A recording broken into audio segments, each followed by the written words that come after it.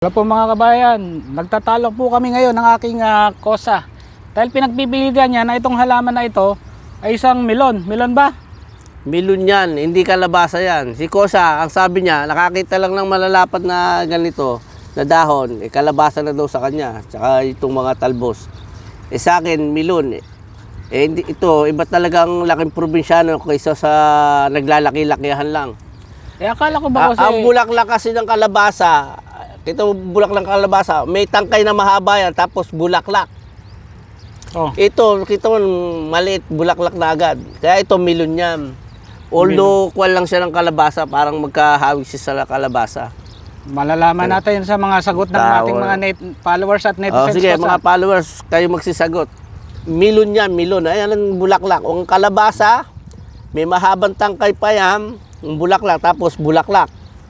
Ito, putot na agad yan. Oh.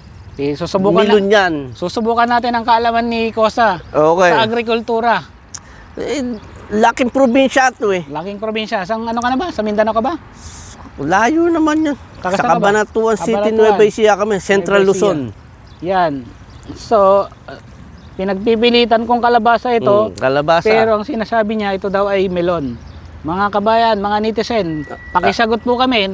Baka maigulay namin itong talbos ng alanganin. Taharap pa tayo talaga ng kalabasa. Sige. Okay. Sagutin niya kami mga kabayan kung ano nga bang gulay at aming babalikan.